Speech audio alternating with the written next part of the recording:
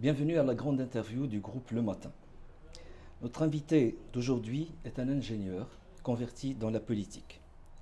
Diplômé de l'École nationale d'ingénieurs à Tunis en 1988, titulaire d'un DEA en mécanique, il fait toute sa carrière au sein d'une multinationale française dont il devient directeur général d'une division supervisant 6 filiales, implantées en France, aux États-Unis, en Inde et en Tunisie. Il fait son entrée sur la scène politique au lendemain de l'échec de Hamadi Jbali à former un gouvernement de technocrates et la désignation de Ali Laraïd à la tête de l'exécutif tunisien. Ce dernier fait appel à lui pour le charger du portefeuille de l'industrie en mars 2013. Suite à une crise politique et au bout d'un long dialogue national, il est choisi comme chef consensuel du gouvernement, responsabilité qu'il assume depuis sa désignation en janvier 2014. Notre invité est le chef du gouvernement tunisien, M. Mehdi Jouma. M. Jouma, bonjour, bienvenue au Maroc et merci de nous avoir accordé cet entretien exclusif. Bonjour. Monsieur le chef du gouvernement, vous visitez le Maroc pour la deuxième fois depuis que vous avez assumé la charge de l'exécutif de votre pays. Vous aurez rencontré en 9 mois votre homologue marocain 3 fois. Et l'on s'interroge sur cette accélération de la cadence. Quel est l'objectif de cette accélération? Bonjour, je pense que c'est dans la continuité des rapports historiques très amicaux qui ont toujours uni le Maroc et la Tunisie. Et c'est la conscience de la part des responsables aujourd'hui des deux pays de rapprocher nos actions sur l'ensemble des secteurs, sur l'ensemble des volets de nos relations, aussi bien politiques, économiques que sécuritaires. Donc pour moi, c'est très, très important en fait. Dès mon investiture, ça m'était cher dès les premiers jours de faire le déplacement au Maroc. J'ai eu l'honneur aussi de rencontrer Sa Majesté le Roi et j'ai pu toucher à travers la rencontre avec Sa Majesté et avec mon ami le président du gouvernement, M. Abdelkader Ben Kirad, j'ai pu toucher aussi l'importance de la Tunisie pour eux, l'importance des relations. Donc nous travaillons de concert pour essayer d'intensifier nos échanges et essayer réellement de rapprocher nos points de vue et de concevoir nos rapports dans une perspective beaucoup plus stratégique pour la région. Et la visite, justement, qu'a effectuée Sa Majesté le Roi en Tunisie a permis aux deux pays de redonner une forte intensité à leurs relations. Alors, comment percevez-vous l'impact de cette visite? Elle est très importante. Je peux vous dire qu'au-delà de la partie formelle, le gouvernement, et bien évidemment, nous étions honorés de recevoir Sa Majesté le Roi et puis de voir aussi Sa Majesté prolonger son séjour, mais surtout au niveau de l'ensemble des Tunisiens, c'était un signe d'amitié très très fort. Nous savons interpréter un tel geste et puis ça a eu un écho très positif aussi sur l'image de la Tunisie à un moment où la région passe par des difficultés et une perception qui n'est pas très très positive. Donc réellement ça nous a énormément touchés, aussi bien les officiels que le peuple tunisien. Alors, le Maroc œuvre pour une meilleure coopération sud-sud. Sa Majesté le Roi en a fait l'un des principes conducteurs de la politique extérieure du Royaume. Durant la visite en Tunisie, le Forum économique maroco-tunisien s'était réuni dans la perspective du développement des relations économiques bilatérales. Alors, est-ce qu'on peut dire que des chantiers de coopération avancent, ceux qui ont été lancés à ce moment-là? Je pense que c'est l'un des axes les plus forts de nos visites mutuelles et c'est dans ce cadre aussi que j'effectue cette visite, la coopération économique, parce que nous pensons aujourd'hui que l'on doit accélérer ça. On a des défis en commun, mais on a des opportunités aussi croisées dans nos pays, mais on a une mutualisation d'efforts à faire entre nos forces politiques, enfin nos forces économiques pour aller aussi vers d'autres marchés. Et ce que nous essayons de faire maintenant dans un autre style, c'est vraiment de pousser les acteurs des affaires, les acteurs économiques à travailler en direct. On n'est plus dans le modèle où l'État doit tout faire et c'est ça qu'on est en train de travailler. C'est pour ça, depuis, il y a eu beaucoup de rencontres d'hommes d'affaires, d'investisseurs Et il y a des projets, effectivement, que nous poussons, nous, gouvernement, que nous encourageons, pour créer des opportunités de part et d'autre, mais aussi pour aller chercher des opportunités en commun. Ensemble. Alors justement, on s'interroge, enfin, les analystes s'interrogent comment peut-on améliorer cette coopération, la rendre plus fructueuse, la coopération économique, sachant que les deux économies seraient plutôt dans la concurrence vu les similitudes qui existent entre les tissus économiques des deux pays. Je ne pense pas. J'ai une petite connaissance du tissu économique marocain, une meilleure connaissance bien évidemment du tissu tunisien. Je pense que même dans les secteurs où on est tous les deux présents, aujourd'hui, il est nécessaire d'avoir une certaine dimension pour continuer à exister, pour continuer à investir et pour aller conquérir et avoir ses chances dans une concurrence qui devient de plus en plus mondiale et ouverte. Donc on n'est plus réellement dans le schéma très restreint en fait. On est concurrent sur une petite niche. Non, non, non. Aujourd'hui, même quand on est sur les mêmes créneaux, on doit s'associer. Et c'est ça notre force. Et je vois qu'il y a énormément de proximité dans la façon de faire de nos acteurs économiques et énormément de proximité aussi dans les challenges que ça doit nous unir et nous donner des forces. Donc moi, je suis plutôt adepte des synergies que de la concurrence frontale. Alors vous avez déclaré à votre arrivée au pouvoir que la Tunisie aurait besoin de 3 ans au moins pour mener des réformes économiques de fond, qui demandent beaucoup de courage et d'audace. Vous avez défini des priorités à ce niveau, notamment en ce qui concerne la réduction de la subvention et la mise en place d'une réforme fiscale. Ne craignez-vous pas pour la poursuite de cette feuille de route que vous avez tracée, vu les changements politiques qui sont en train de s'opérer? Tout d'abord, effectivement, c'est ce qu'on avait dit, et ça, nous restons sur ce diagnostic, sur cette nécessité d'aller mener des réformes courageuses pour les 2 ou 3 années encore à venir. Nous avons commencé ça, et dans la loi de finances complémentaires qu'on avait présentée au Parlement, c'était au mois de juillet, ça inclut des réformes comme une partie, un début de réforme fiscale, mais la réforme du système de subvention et d'autres réformes, la réforme bancaire, le secret bancaire, l'équité fiscale. Donc on a commencé et il faut continuer. Non, je pense pas.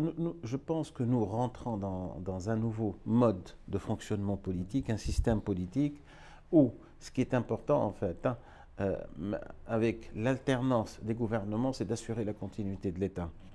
Et ce que nous disons, c'est quelque chose de très fondamental, de très structurel, donc qui ne doit pas dépendre des équipes, qui peuvent changer et qui doit être un cap. Ça, c'est la première chose. La deuxième, c'est qu'avant d'aller vers ces réformes, nous avons lancé un dialogue national sur l'économie. Et ce dialogue, nous avons impliqué toutes les forces politiques, les forces sociales et les experts. Et c'était une synthèse de ce qu'on avait vu. Bien évidemment, le gouvernement, après, il a fait des choix, mais je pense que c'est une bonne base pour assurer la continuité de cette action. Et je pense que s'il y a une chose sur laquelle tout le monde s'accorde, c'est la nécessité de réformer l'économie tunisienne pour essayer d'aller explorer un potentiel qui est énorme. Et puis, lorsqu'on passe d'un gouvernement de technocrates qui a généralement plus de courage et pas de contraintes politiques pour mener des réformes de base, quand on passe à un gouvernement politique, vous ne pensez pas qu'il y aurait peut-être un rejet social, que le gouvernement politique n'aura pas le courage de poursuivre, notamment en ce qui concerne des choses qui atteignent le pouvoir d'achat, comme la réduction de la subvention des produits de base, etc. Je pense que ce qui est très important, c'est de ne pas passer d'un gouvernement de technocrates, comme vous le définissez, un gouvernement de politique politicienne, mais le plus important, c'est de passer à un gouvernement de compétences. C'est dont les gens ont besoin de compétences. Mais qu'elle soit politique ou apolitique, ce n'est pas là la question. Réellement, une équipe de professionnels. Et je pense que là, il y a une prise de conscience de la part de tout le monde. Aujourd'hui, il ne s'agit pas de mettre quelqu'un dans un poste juste parce qu'il appartient à tel ou tel parti. Il peut appartenir à des partis, mais avant tout, il faut que ce soit une compétence. Et là, je pense qu'on peut... pour la partie du moins compétences, on peut assurer la continuité des réformes et on peut assurer la continuité de l'exercice et ça peut donner de la crédibilité et de l'acceptation de la part de la population. Vous pensez qu'actuellement les cadres compétents, les compétences qui existent peut-être à l'étranger ou à l'intérieur du pays sont prêtes à intégrer la vie politique, à s'impliquer dans la gestion des affaires de l'État? Moi, je peux parler de mon expérience. La moitié de mon gouvernement, j'ai pu le recruter à l'étranger, dans les quatre coins du monde, en fait. Du Brésil à Londres, à Paris, à New York. Donc voilà, le gouvernement est composé de compétences. Il y en a pour certains, ça faisait 20, 25, 30 ans. Moi-même, j'ai passé 25 ans à l'étranger. Je pense on a partout des Tunisiens qui aiment leur pays. Et quand ils pensent que le pays a besoin d'eux et que le contexte s'y prête pour essayer d'exprimer leur talent et de mettre au service du pays leur talent, leur connaissance, leur savoir-faire, je pense qu'ils ne seront pas avares de donner au pays ce qu'il nous a donné quand on était petit. Absolument. Alors, justement, avec le changement politique, comment qualifiez-vous la Tunisie après les élections législatives? Est-ce qu'on peut dire qu'on est toujours dans la phase de transition? Est-ce qu'on est dans la consolidation? Est-ce qu'on est déjà on fait partie du concert des nations démocratiques? Il y a plusieurs étapes. Oui, en toute objectivité. Je pense que nous avons, avec l'achèvement de ces élections, nous allons tourner une grande étape, la page d'une grande étape, d'une transition, qui est la gestation de la naissance de la démocratie. Et ça, c'est très important. Mais vous savez, après, il faut consolider tout ça. On a un nouveau-né, il reste fragile, il faut qu'il apprenne à marcher correctement, à croître. Donc, une transition n'est jamais marquée en fait par une date ou un certain nombre d'années. Elle est continue, elle est graduelle. Et donc, en toute honnêteté, nous allons continuer à faire une transition. Mais le plus critique, on l'aura passé parce qu'on aura un texte, la Constitution, on aura des institutions, on aura fait l'exercice, faire émerger des institutions représentées par des gens choisis par le vote. Donc tout ça, c'est une étape, mais la vraie transition, elle est aussi dans le comportement, dans une certaine discipline, dans un certain savoir-faire, une expérience aussi. Et ça va continuer. Et quand on parle de transition, il n'y a pas que la transition politique. Et pour assurer la pérennité de cette transition, de cette vie démocratique, de ce nouveau système politique, il faut aussi assurer une transition économique et une transition sociale. Donc, ces différents étages, en fait, d'une même fusée, et tout ça, c'est toute une mécanique à mettre en place et qui va prendre du temps. Mais le tout, c'est que là, on vient réellement de tourner la première page de la naissance d'une démocratie. Et moi, je vois tous les facteurs nécessaires réunis en Tunisie pour consolider cette expérience et la faire porter et pour qu'elle donne un espoir aussi à tous les jeunes et surtout à la nouvelle génération. Justement, vous venez du secteur privé, avec une longue expérience. Comment vous vendez aux investisseurs étrangers le produit Tunisie? Quels sont vos arguments aujourd'hui? La Tunisie, tout d'abord, elle a des arguments intrinsèques. Tout d'abord, sa position géographique. Elle est au croisement de trois grands espaces, que sont l'Afrique, le monde arabo-musulman et puis l'Europe. Et avec ces trois espaces, on a du savoir-faire, on a de la proximité, on a des liens. La Tunisie aussi, c'est un réservoir de ressources qualifiées. La Tunisie est un pays très ouvert. La Tunisie aussi a des facteurs de compétitivité qui sont très importants, un cadre de vie qui est très agréable. Et puis, elle a fait la preuve aussi dernièrement d'une certaine maturité et d'une certaine ouverture. Donc, c'est tout ça qui sont intrinsèques. Plus maintenant, un peu plus de transparence, un environnement d'affaires qui est beaucoup plus sain et beaucoup plus standard au vu des sociétés économiques évoluées. Et puis, on a aussi nos antennes partout dans le monde entier. Donc, il y a un certain nombre de facteurs qui ont toujours attiré l'investisseur étranger et qui vont, une fois que la visibilité est redonnée, la stabilité est redonnée à ce pays-là dans un cadre beaucoup plus ouvert, je pense que ça va booster l'attractivité de la Tunisie, qui est, je considère, a été toujours intrinsèque, mais qui pour l'avenir aussi donnera plus de perspectives. Et on a eu l'occasion au mois de septembre, et là je dois remercier mon ami et mon homologue Saad El Kiran d'avoir participé au forum d'investissement, à la conférence Invest in Tunisia qu'on a organisée, qui était l'occasion justement de présenter la vision d'avenir de la Tunisie, tous les secteurs porteurs et les opportunités d'investir, parce que la Tunisie est une terre d'opportunités. Absolument. Alors justement, vous parliez tout à l'heure du fait que le monde est de plus en plus uni, on va en groupe, on se renforce, on se consolide dans des blocs régionaux, parfois même plus élargis. Alors, le Maghreb a du mal à se frayer un chemin vers cette tendance d'unification et d'intégration économique. Quelle est la position de la Tunisie vis-à-vis de ce qui se passe, de ce retard? La position, c'est celle que je traduis par ma présence ici au Maroc. Hein. En l'espace de 10 mois, c'est ma deuxième visite. Et puis si on compte aussi la visite de Sa Majesté le Roi et de mon homologue, Monsieur le Président du gouvernement, c'est que nous y croyons réellement en nos chances de créer une dynamique pour l'avenir, dans la nécessité de faire face à des défis qui sont de différents ordres. On parle du défi économique, mais il y a des défis sécuritaires. Et je pense que la dynamique est mise en œuvre. C'est une dynamique qui sera d'une nature différente. Nous croyons réellement que, tout d'abord, nous devons être unis devant les menaces qui planent sur l'ensemble de la région aujourd'hui. Hein. On est unis. Et ça, c'est une sorte de construction aussi que nous faisons, qui est nouvelle et qui va aider aussi à aller dans le bon sens. Je pense que le fait aussi d'encourager nos forces privées, il n'y a pas que la partie officielle, de favoriser les échanges entre eux, tout ça, ça va dans la construction. Moi, je reste, malgré toutes les difficultés, on ne peut pas les nier, qui sont sur le terrain et qui datent d'un certain temps. Moi, je pense qu'il y a une dynamique aujourd'hui qui est créée et je reste confiant dans le fait que nous allons faire cette construction, mais dans une conception, dans un style, dans une manière qui est complètement différente. Justement, on peut en savoir plus sur cette nouvelle conception, comment vous la voyez? C'est ça, c'est les échanges économiques, c'est le déplacement, c'est les échanges entre les hommes, c'est faire face à des grandes questions stratégiques aussi pour la région. Et nous voyons des signes quand même. Je vous dis, aujourd'hui, quand vous voyez l'intensification en fait, hein, des déplacements, et puis je le vois honnêtement, à chaque fois quand on se retrouve à l'étranger, en fait, hein, entre un Marocain, un Algérien, un Tunisien, on ne sent pas beaucoup de différence aujourd'hui.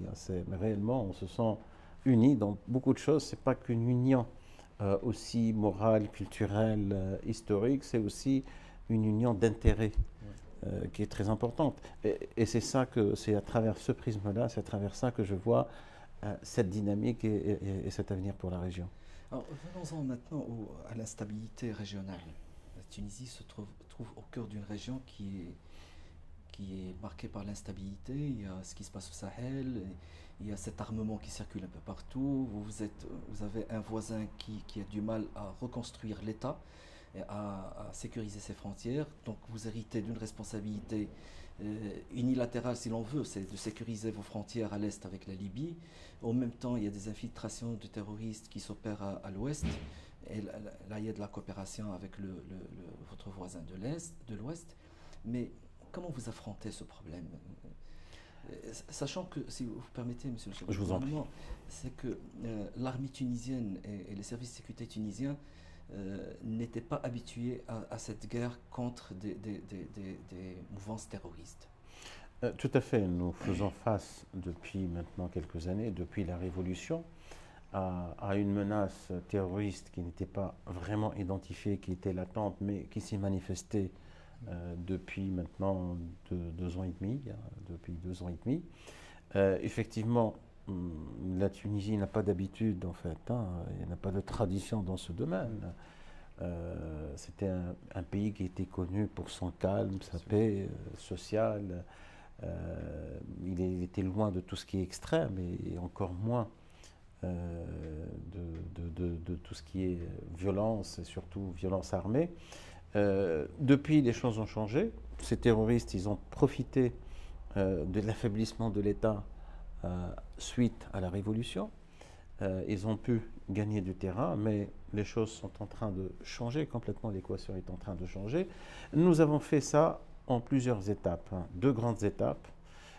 Quand on est rentré au gouvernement, on a vu ce qui se passait, on a fait l'évaluation de ce qui se passait. Effectivement, il y avait ce qui était endogène et ce qui était exogène.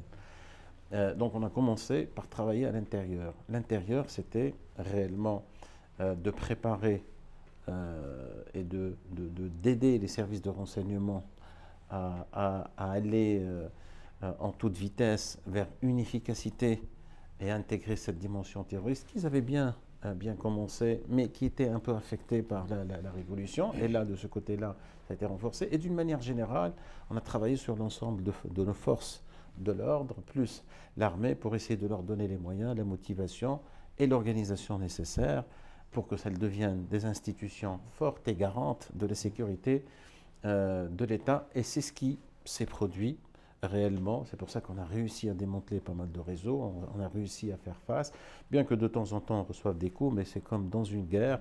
Le moral des troupes est très bon, ils sont prêts au sacrifice pour leur nation et leur pays.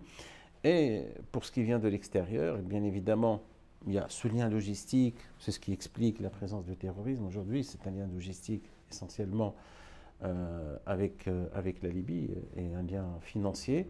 Nous avons travaillé sur le contrôle de nos frontières.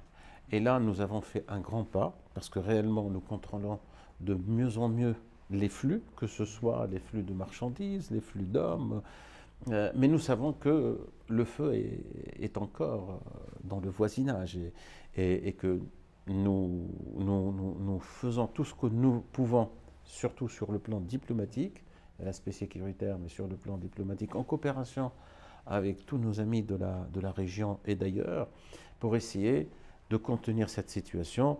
Nous avons des principes pour faire ça. La non-intervention directe étrangère, ça nous sommes contre, mais par contre nous poussons pour favoriser le dialogue entre les biens. C'est la voie qui nous a sortis, nous, de la difficulté, c'est la voie qui a toujours réussi par ailleurs dans toutes les expériences dans différents coins du monde, et c'est ce que nous poussons, mais entre-temps nous restons vigilants, nous prenons toutes les mesures nécessaires pour essayer de se protéger contre cette menace qui est réelle, parce qu'il y a la prolifération d'armes, prolifération de groupes terroristes aussi.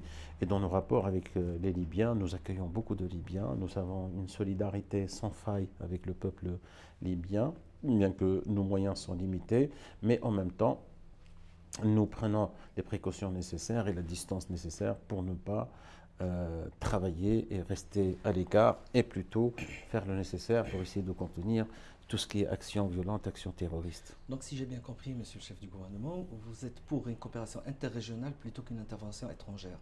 Alors, est-ce qu'elle existe? Est-ce qu'elle devra être renforcée, cette coopération interrégionale? Est-ce que vous la sentez? Est-ce que vous sentez les pays de la région à vos côtés ce qu'on sent, c'est que tous les pays de la région se sentent vraiment concernés et sentent le poids de la menace. Hein. C'est quand vous avez un pays comme la Libye où l'État n'est pas aujourd'hui, on ne peut pas dire qu'il y a un État qui règne sur l'ensemble en fait, du territoire. C'est ce que nous souhaitons du moins, avec la prolifération que je viens de décrire. Bien évidemment, c'est une menace qui est réelle. Et quand on a une menace commune, vous pouvez comprendre facilement que la coopération, les échanges sur la question sont très intenses, réels et sérieuses. Et même avec tous les voisins, nous travaillons dans le cadre du voisinage de la Libye, mais plus élargi sur la région. Nous intégrons aussi ce qui se passe au Moyen-Orient, parce que tout ça c'est interlié. Et avec nos amis marocains, nous avons réellement des échanges très directs, très fréquents.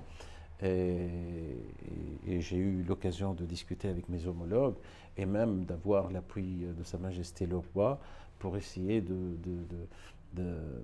multiplier ces échanges entre nos différents services, nos expériences, et puis une concertation pour essayer de traiter tous les problèmes qui planent, tous les dangers qui planent sur nos populations et nos pays. Alors, justement, le soutien de Sa Majesté le Roi s'est manifesté aussi par l'accord qu'il a donné en tant qu'Amir Mouminin à la demande de la formation d'imams tunisiens au Maroc. Comment ça se passe aujourd'hui? Est-ce que ça a démarré? Pas encore. Quels sont les... Tout d'abord, ça c'est une dimension très importante parce que nous parlons de violence, nous parlons de terrorisme et on est dans le traitement sécuritaire parce que c'est indispensable, mais nous savons que ce n'est pas suffisant. Nous avons bien pris conscience, nous travaillons en Tunisie, mais nous travaillons avec tous les pays amis qui ont une bonne expérience. Le Maroc a eu beaucoup d'expérience dans le passé, ça c'est la première chose, donc nous souhaitons profiter et Sa Majesté le Roi, Monsieur le Président du gouvernement aussi, ils nous ont encouragés et réellement on est dans la coopération. Il y a des élèves qui vont venir se former ici, donc ça avance. Nous allons nous inspirer aussi de cette expérience marocaine pour créer la même chose et on a sorti le décret pour créer une école pareille aussi. Et dans ce cadre-là, nous allons coopérer avec les écoles ici au Maroc pour avoir leur expérience et avancer. Et nous avons l'obligation aujourd'hui de porter un discours à nos jeunes qui contre ce discours extrémiste et qui correspond plus à notre religion telle que nous la pratiquons, telle que nous la connaissons aussi bien au Maroc qu'en Tunisie, qui est une religion de tolérance, d'ouverture, mais qui est une religion dont on est fier, qui est très ancrée. Et je pense que dans le traitement de ce phénomène-là de violence et de terrorisme au nom de la religion, il y a l'aspect sécuritaire, mais il y a aussi cet aspect religieux qui est très important. Et là, nous nous appuyons sur l'expérience marocaine, mais il y a aussi l'aspect social et économique qu'il ne faut pas négliger et qui est indispensable aussi et incontournable pour essayer de trier. Monsieur Juma, l'affaire du Sahara est une affaire qui concerne tous les Marocains. Vous connaissez certainement que c'est une affaire de tout un peuple. Et les Marocains ont toujours apprécié cette position amicale tunisienne, fraternelle, en ce qui concerne cette cause nationale pour les Marocains. Alors, est-ce qu'il y a cette position, est-ce qu'elle demeure intacte? Est-ce que c'est la même position? Est-ce qu'elle ne peut pas faire l'objet de changements? Est-ce qu'elle a changé? Non, nous avons une position qui est toujours très claire et inchangée, hein, qui est de neutralité positive sur cette question-là, et bien sûr le souhait de voir tous les problèmes se régler dans cette région, parce que on parle de Marocains, mais on parle des Algériens, on parle des Tunisiens, tout ça c'est des peuples qui sont très proches, et je peux vous assurer, nous ferons tout ce qui est dans notre périmètre en fait de faire à travers des actions avec les uns et les autres pour essayer de voir tous ces peuples vivre en paix. Donc notre position, elle est toujours inchangée, c'est cette position de neutralité positive, avec le souhait de voir un progrès pour l'ensemble de la région, que ce soit en termes de paix, de sécurité ou de prospérité. Alors une toute petite dernière question, en espérant avoir le scoop. Quelles sont les projections politiques de M. Chouma? Je pense que je suis sur une mission, je suis sur le point de la terminer, mais comme je dis toujours, tant que l'arbitre n'a pas sifflé, elle n'est pas encore terminée. Donc jusqu'à maintenant, on a fait beaucoup de progrès en termes de stabilité politique, de stabilité sécuritaire, de traitement de problèmes, de menaces qui pèsent sur la Tunisie. Et puis on a avancé sur l'organisation d'élections.